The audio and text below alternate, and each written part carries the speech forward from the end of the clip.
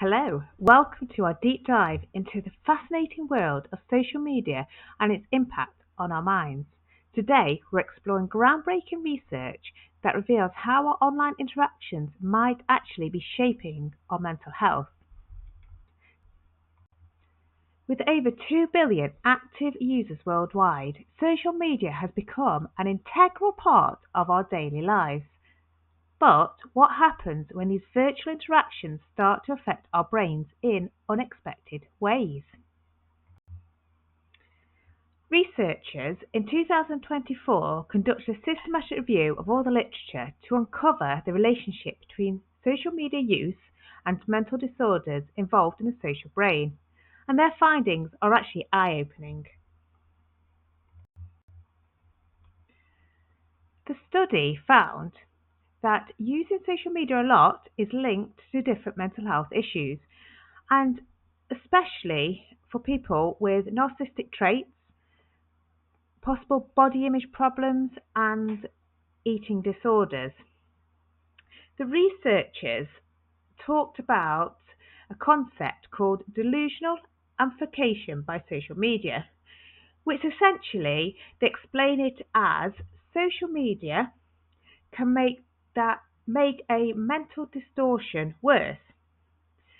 It lets people keep their distorted self-image of themselves without facing real-life challenges that could correct this distortion.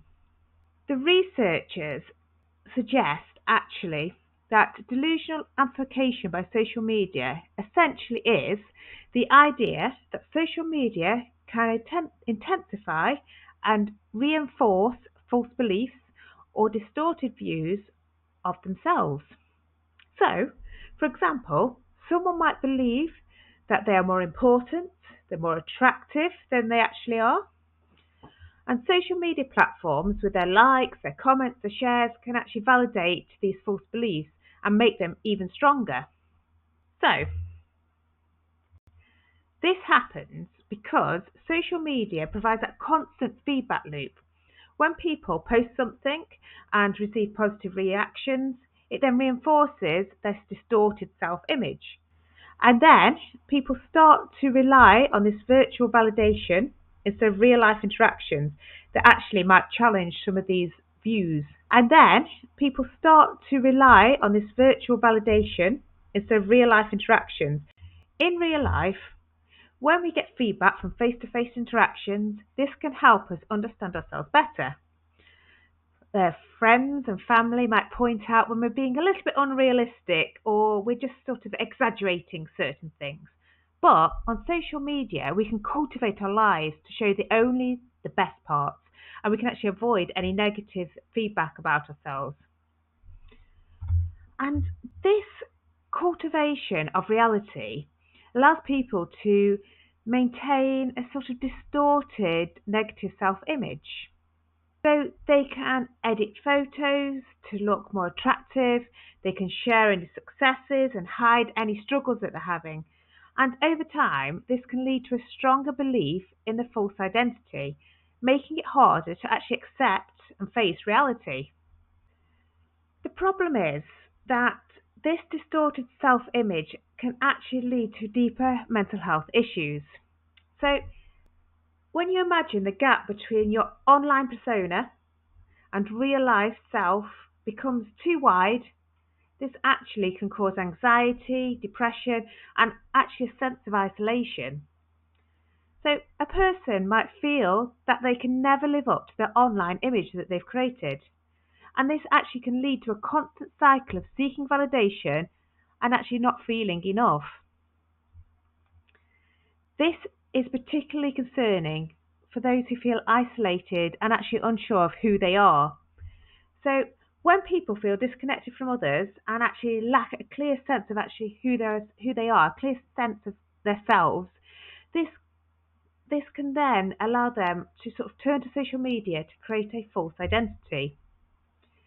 This can actually provide a temporary sense of validation and belonging, but often the research shows that it leads to a deeper sense of issues around mental health. So, for example, Someone might start posting highly edited photos to appear more attractive, um, and this ultimately could then possibly lead to body image issues. They might become obsessed with their appearance, constantly comparing themselves to others and then feeling not enough.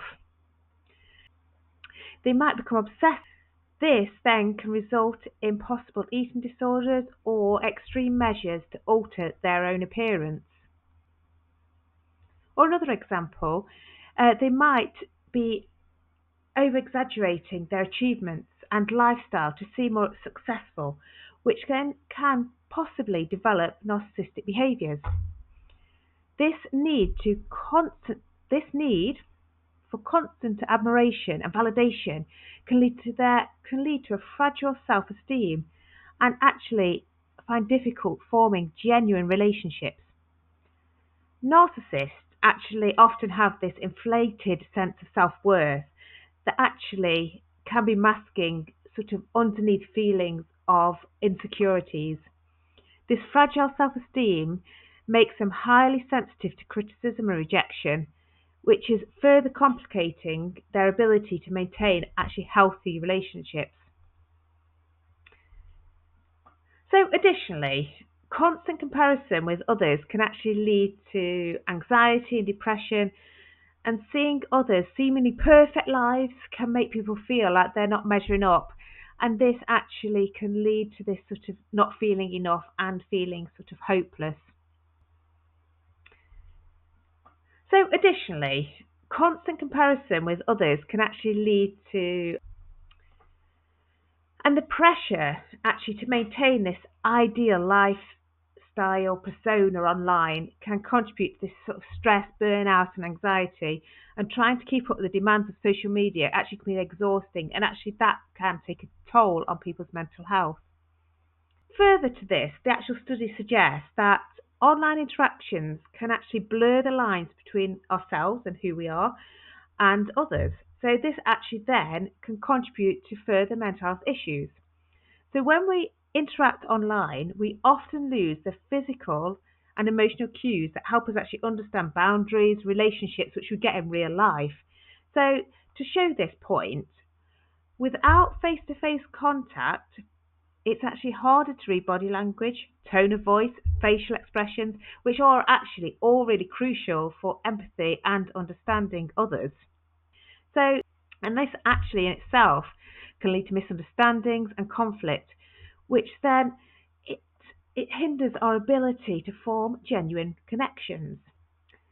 So I've talked about it sort of in a wider context related to what the study found, but what does it actually mean for us?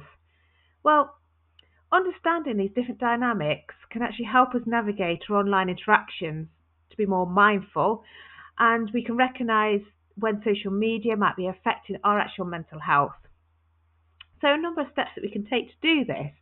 So first, it's actually crucial to be aware of how much time we're actually spending on social media, and then comparing to the natural sort of interactions you have with people. So are we using it to connect meaningfully with others, or are we seeking it as validation and constructing this distorted self-image? So what are we actually using it for, and sort of being mindful of that? The second one is sort of balancing, and it feeds into the first one, but it is that balancing our online interactions with our offline activities. So going out into the real world, getting those social interactions, that might be hobbies or physical activities, and this can sort of help us maintain a healthy sense of self and who we are, and prevent the isolation that can be found when we do and lead to excessive social media use. The third one here is sort of reflecting on our social media habits, and this can be really quite beneficial. So are we experiencing negative emotions or mental health issues related to our online presence? How does it actually make us feel? And if it is negative, then actually reaching out and getting that support is really important. And this sort of feeds into the last point here. If it is that you're struggling with mental health issues, which might be sort of made worse with social media use, and seeking that professional support or joining support groups to help support you through this. So in a nutshell, this study very interesting to show the link between mental health and social media. I hope you found this information useful and sort of how it can relate it to us. And please comment below to see what your thoughts and feelings are around the topic. And thank you very much for listening.